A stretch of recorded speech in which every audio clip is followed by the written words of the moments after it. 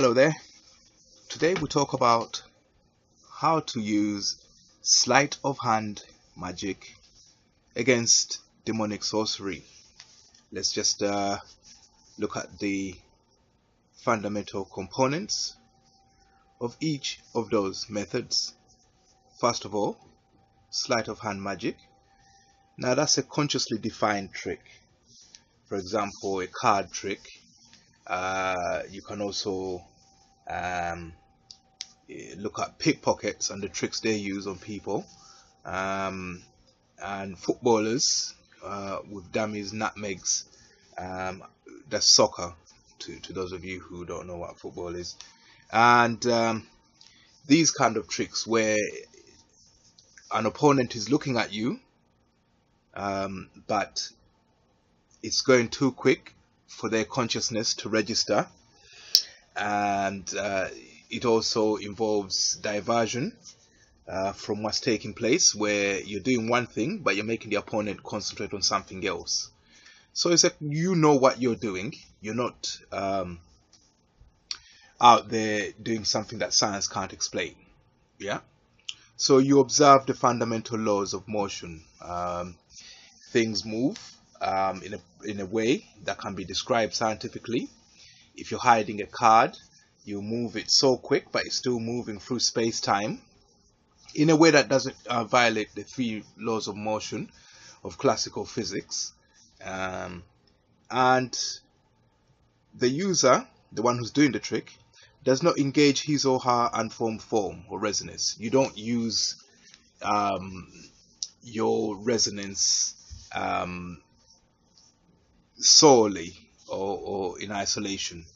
You use your intellect and your consciousness to perform an act with your body. It also deceives the unformed form or resonance of the opponent. So it's kind of it's not a psyops, because you fool the other guy and then he adjusts. Once he realizes that he's been fooled, he adjusts. So if you're walking up to an opponent and you step, let's say you're playing soccer, you step one way, yeah, he follows you, you pass the ball through his legs as he's starting his motion to follow. Then he realizes it's been done and he readjusts in his mind. But you haven't really used his mind directly to do stuff. Demonic sorcery, however, employs the use of psyops, psychological operations, where you prime the unformed form of an individual in order to use it to do something.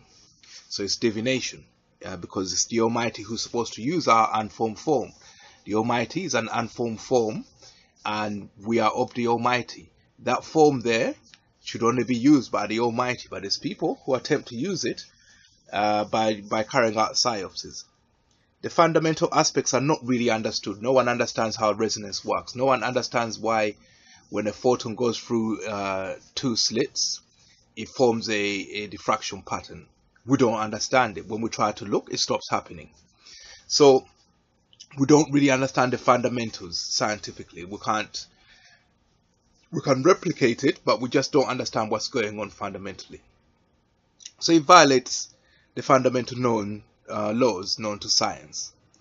It involves the direct use of unformed forms or resonances of multiple individuals. Yeah, so a psyops will have, let's say, 100 people. Let's say you're at the football match, a soccer match. 100 people will be sitting in the crowd, and they'll be working as a team. They'll concentrate on a player, maybe just thinking negatively about the player, just sending negative thoughts, just sending negative intentions. This is how you find some players are blocked from shooting the ball. Yeah, every time he thinks about shooting, there'll be 100 people in the crowd who are there concentrating on sending a message to him saying, don't shoot, don't shoot, don't shoot. So even boxers in the ring, you find him not throwing a punch. There'll be people in the audience who are doing that. Yeah. So the best way, when you find yourself not doing what your manager said or your trainer and you're in competition, is to consider, be a trickster. The most successful players we have today, the greats, that we've had in the past. I'm not going to drop names, but you know them. The greats of soccer, the greats of boxing, have been tricksters. Yeah, the greatest boxer out there was somebody who will trick you. He'll do a little shuffle, do a rope a dope. You start trying to trick, feints, pump fakes when you're playing basketball.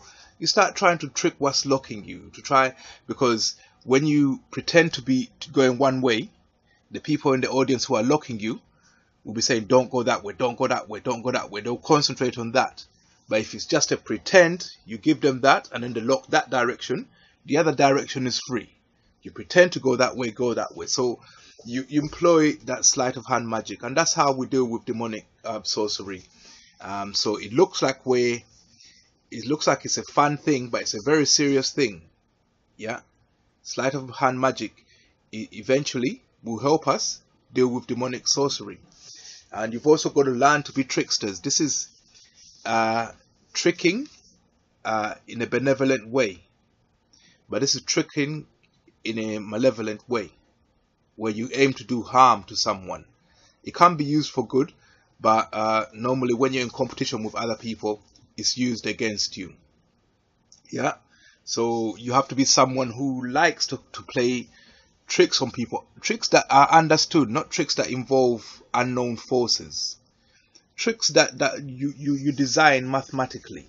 Yeah, but not tricks that involve these things here, because this is divination, man. Your unformed form is of the Most High. Yeah, he's the only one who should be using it to bring about, well, heaven on earth, I suppose. Yeah. But if other people use it, they disrupt that process, what the Almighty is doing. So you use sleight of hand magic tricks. Yeah, and don't employ people's unformed forms, or yours for that matter, when you're doing that. Yeah, because those are miracles actually. If 100 people concentrate on sending negative energy to someone, and negative energy does arrive, yeah, that is a miracle. That's diverting karma. And then what happens to karma? Once you perform that kind of miracle with resonance, you've disturbed the global resonance now, and it adjusts to normalize with the disturbance. That's why karma, what goes around comes around. Yeah, it's like if you press something down, if you press a spring down, yeah, it will need to spring up and down until it normalizes, yeah, to its original state. So if you tamper with the unformed resonance, yeah, it will fluctuate until it reaches a normal. The fluctuation, this is what comes around until it stops coming around.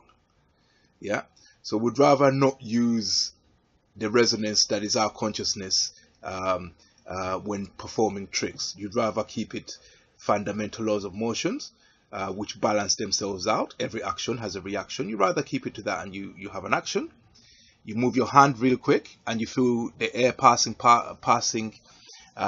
through it, and you know that the act of moving your hand was reacted to with the air passing across your hand.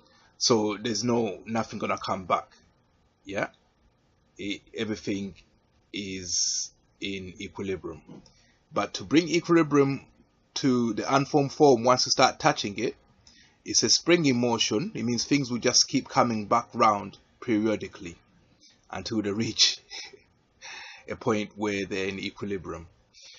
So that's just what I wanted to touch on to. So occasionally, my advice always seems like a stunt, a trick, when I'm advising you on how to cope with demonic sorcery. But it's like that because I don't actually do these things. Yeah, I do these things. Yeah. Okay, that's it.